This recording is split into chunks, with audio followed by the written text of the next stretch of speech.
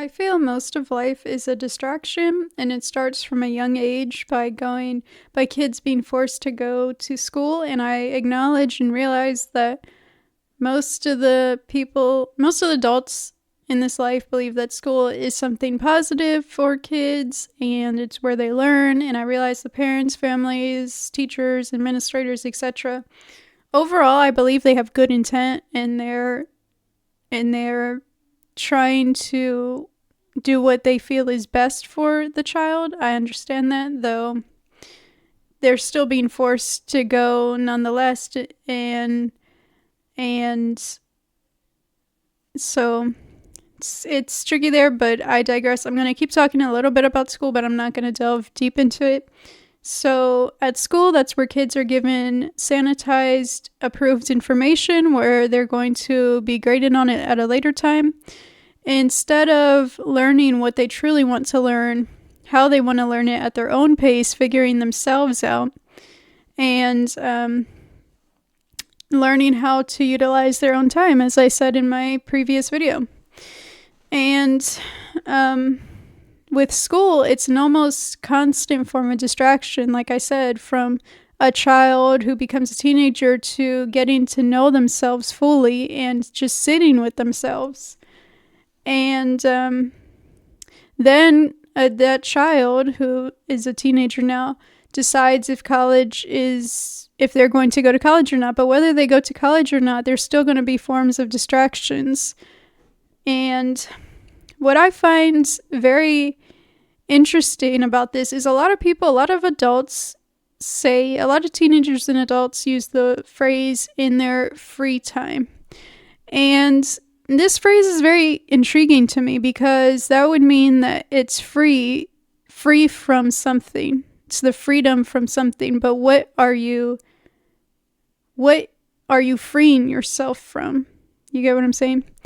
And so a lot of people use this term, and I realize a lot of people use it when it comes to jobs or school. So they're freeing themselves they have free time from their class, their studies, that social event they had to go to for the class, etc. And it's likewise with the job. They're freeing themselves from the job. They're freeing themselves from the preparation for their job. They're freeing themselves from that social event they also had to go to for their job, etc. Though, what's very interesting to me is that in this free time, a lot of companies vie for a slot of everybody's time in that free time, right? So well-known companies that are ubiquitous that most of us know, such as like Netflix, Instaham, news stations, like, the media and entertainment in general, and then even, outside of the devices, shopping, for example, like stores vie for our attention and time, and consumerism in general, right? So it's very interesting, and all these forms to me are still distractions, and the most well-known forms we have of distraction. And though there's also subtler forms of distraction that I would like to highlight and go over, because not all forms of distractions are the ones we know of, such as the ones I just named. There are subtler forms of distractions that aren't as obvious or clearly bizarre or insidious, and these forms of distractions I'm referring to are, I don't know if you would call it a direct distraction. I'm referring to the formation of habits, of thought patterns, of developing a certain type of person. So what I mean by this is that when somebody goes through compulsory schooling, or even goes through being an employee, but that's after first comes the compulsory schooling, I believe that this is not accidental. I believe that those who have to gain from most of the common people being placed in compulsory schooling are doing this, are setting it up so that they build a class of individuals that are easily distracted for the most part. And because it benefits them from keeping the public from turning their attention to, as I mentioned in my short, how institutions form, why the schooling system is truly the way it is, and looking into jobs and into really this life in general. And it's very interesting how that works, right? Because like I said, it's about more than just the distraction, because I think generally people who understand how distractions work, understand what to look for, what it is, who can sit with themselves, who do introspection, who think deeply and critically about a lot of this life, if not most of it or all of it, I believe they're generally harder to be distracted than people who don't sit with themselves as much for whatever reason. And so, and then after school, like I said, when you become an employee, you've been through compulsory schooling, so you've been managed your entire life. So then when you get to be an employee, you're most likely still going to be easy to be managed, because like that's all you're used to is being managed. So then it's simpler for these companies to grab your attention and to distract you, because it keeps you from the uncomfortable state that is silence, right?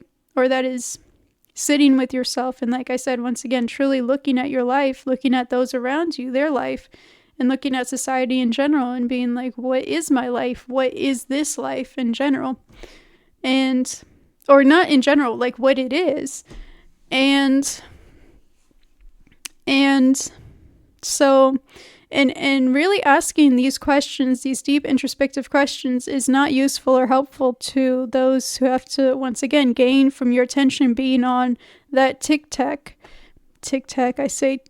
video, or being on this, or being on Instagram, or being on Netflix, or going shopping, or or getting certain apps, being on these platforms, and living a life that, once again, overall it's distraction from sitting with yourself.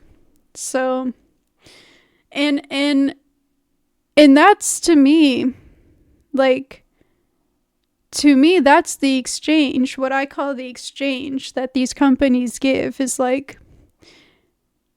it's kind of like the companies are indirectly, right? Because it's not something you see flat out, right? But it's just like indirect, where it's the companies are telling the common people, like, you are going to live a certain life because it's useful and beneficial to me, and you're going to be managed in certain ways by me. And the exchange to this exchange is that I'm going to give you TikTok, Instagram, other forms of media and entertainment, and I'm going to give you stores and a variety of flavors to choose from with this food, or a variety of channels to choose from, etc. That's what I'm going to give you in exchange for being generally easy to manage and living a certain life. Does that make sense? Hopefully what I said just makes hopefully it makes sense to somebody out there. So I find this concerning, actually, because imagine, I don't believe in pure freedom in this life, but imagine if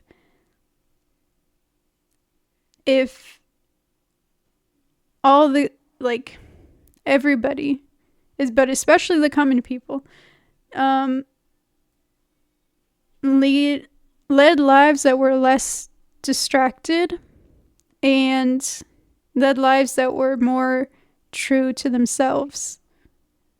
Like, it would be such a different world we live in. I don't even know, like, fully, like, what would happen, what would transpire, but it would have to be different in some ways.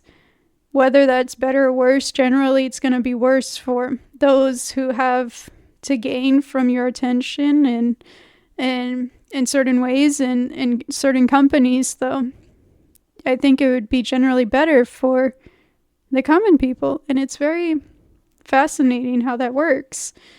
And I don't believe anyone can be, or I'm going to say most people, I wouldn't say everyone, but most people I don't believe can lead a life that's 100% free from distractions. And I don't necessarily know if that's necessary, right? Because I do believe that you can utilize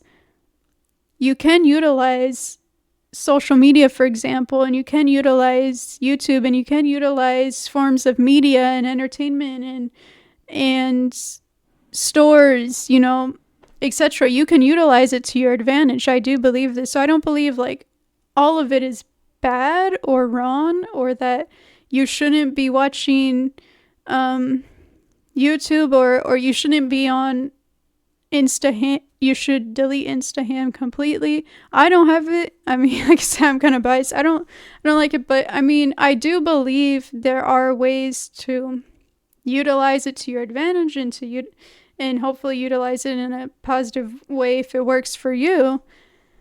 Though I do believe most people, especially the common people, will benefit from diminishing the distractions in their life. And including myself, one of the ways, you know, I could do this is by diminishing the time I spend on YouTube, which is ironic because I make YouTube videos, right? But once again, I don't want to completely cut YouTube out of my life, but it's just like, you know, I'm very conscious about the videos I watch on YouTube, and I want to continue to be conscious about the information I take in with my eyes. And I just want to be aware of how much time I'm spending on YouTube and screens in general, because I don't prefer actually to be on screens in general, but it's hard to not be on your screens, right? Like, because so much of our lives encompass screens and being online. Though there are ways I believe most people can, in certain, you know, times, maybe not every day, but, you know, maybe once a week, try to cut down a little bit on it. So there are ways that us as common people can diminish the distractions in our lives and sit with ourselves. And that's what I really, like I said, want to get back to, is having more time to just like truly sit with myself, especially because I am aware of this and I talk about it. I'm talking about it right now. So, you know, I want to do what I say myself, and just like, because I haven't sat with myself in silence for a long time, and I want to get back to doing this on a more consistent basis. And so, yeah, hopefully this video made sense. I kept it kind of short because, you know, as usual, if I have more to add, I'll add it later, but I think I went over the main points with this. So if you liked it, it would be great if you click the like button and share it with somebody if you think somebody else would be interested in this. And it would be great if you consider subscribing so I can get to my famous 12 subscribers. And yeah, thank you again.